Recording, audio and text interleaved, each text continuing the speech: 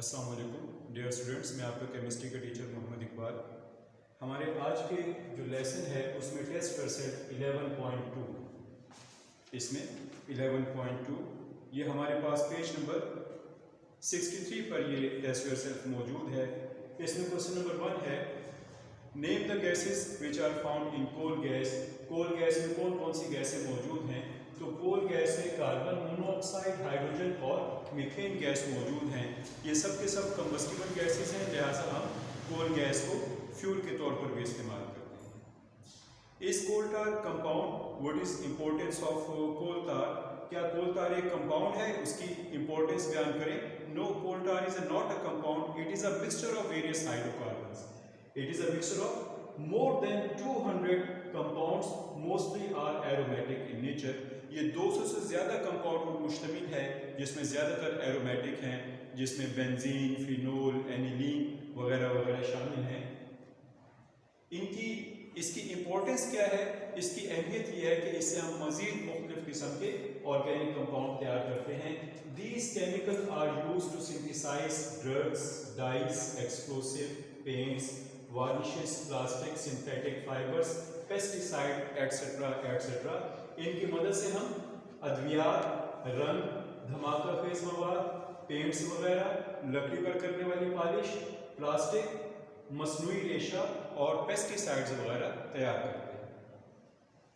Question number 3, what is the Coke? For what purpose it is used? Coke क्या है, हम इसे किस मकसद के लिए इस्तेमाल करते हैं? कोक इज 98% कार्बन, ये मोस्टली कार्बन पर मुश्तमिल है। इसे हम ये जो कोक की फ्रैक्शनल डिस्टिलेशन की जाती है, डिस्ट्रक्टिव डिस्टिलेशन, उसके बाद जो बाकी नीचे सॉलिड मटेरियल बच जाता है वो कोक है। इसे हम मेटल की एक्सट्रैक्शन के लिए इस्तेमाल करते हैं और इसके साथ साथ इसे हम फ्यूल के तौर पर भी इस्तेमाल करते हैं। नेक्स्ट है हमारे पास, which is the best quality of coal? बेहतरीन किस्म का कोयला क्या है? कोल की 4 अकसाम जैसे आपने पढ़ी हैं, पीट, लिग्नाइट, ब्यूटामिनस, एंथ्रेसाइट। जो एंथ्रेसाइट है वो बेहतरीन किस्म का कोयला है, इसमें 90% कार्बन कंटेंट्स मौजूद हैं। What is destructive distillation? Destructive distillation से क्या मुराद है?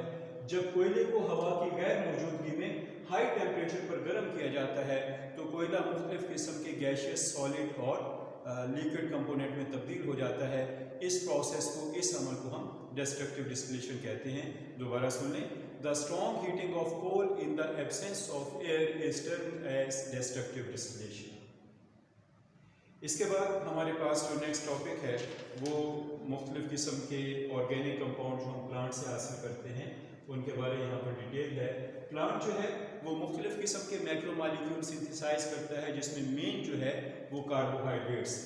कार्बोहाइड्रेट में जो ग्लूकोज है, it is the basic component of the carbohydrate and it is synthesized by the process of photosynthesis in the plant body.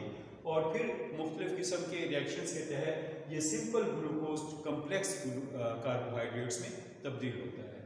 इसके बाद दूसरा अहम component protein. Protein found in pulses and beans etcetera etcetera, ये मुख्तलिफ किस्म की दालों में और लोबिया वगैरह में पाई जाती है और प्लांट बॉडी इसे नाइट्रोजन फिक्सेशन के तहत तैयार करती है।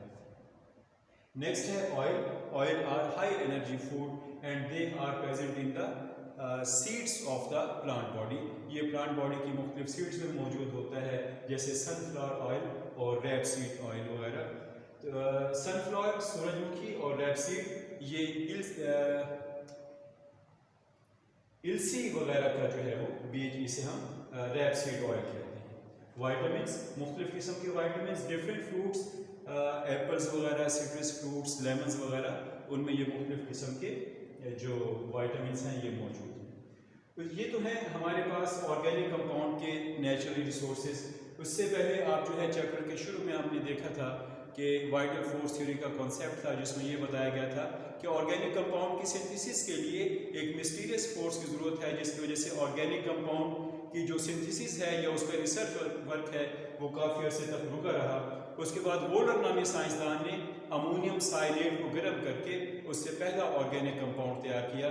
तो उसके बाद फिर ऑर्गेनिक कंपाउंड की तैयारी का एक सिलसिला शुरू हो गया और उसके बाद हमारे पास आज लाखों की तादाद में ऑर्गेनिक कंपाउंड्स हैं जिन्हें फैक्ट्रीज़ में, इंडस्ट्रीज़ में तैयार किया जाता है। नेक्स्ट है uses of organic compound. Organic compound के इस्तेमाल। ऑर्गेनिक कंपाउंड को हम किन मकासद के लिए इस्तेमाल करते हैं?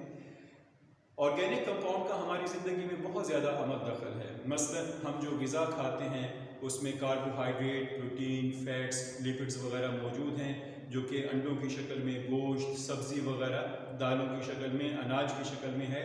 ये सब के सब ऑर्गेनिक कंपाउंड हैं। ये सब के सब ऑर्गेनिक कंपाउंड हैं। लिहाजा ऑर्गेनिक कंपाउंड को हम अपनी ग़िज़ा के तौर पर, फूड के तौर पर इस्तेमाल करते हैं। इसका दूसरा है एज क्लॉथिंग। हम जितना भी कपड़ा इस्तेमाल करते हैं, चाहे पहनने के लिए या आम रोज़मर्रा ज़िंदगी में, जैसे बेड शीट्स वगैरह और पर्दे वगैरह, ये सब के सब जो है ऑर्गेनिक कंपाउंड है।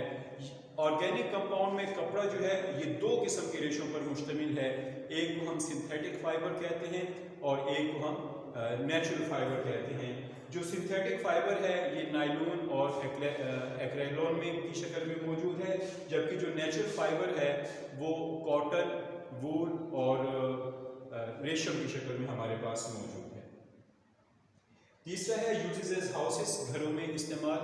हम जो है वो ऑर्गेनिक कंपाउंड को रिहाइश के लिए या घरों की तामीर में भी इस्तेमाल करते हैं। मसलन घरों में मौजूद घरों की बनावट में मुख्तलिफ़ किस्म की खिड़कियाँ, दरवाजे और घरों के अंदर इस्तेमाल होने वाला फर्नीचर, ये सब का सब लकड़ी पर मुश्तमिल है। लकड़ी सेलुलोज है और सेलुलोज जो है वो एक ऑर्गेनिक कंपाउंड है। Uses as fuel. ईंधन के तौर पर इस्तेमाल। हम अपनी इंडस्ट्रीज़ में, घरेलू सतह पर या अपनी मोटर व्हीकल्स में जितना भी ईंधन इस्तेमाल करते हैं वो या तो पेट्रोल या नेचुरल गैस की शक्ल में है। ये सब का सब फॉसिल फ्यूल है और ये ऑर्गेनिक कंपाउंड है।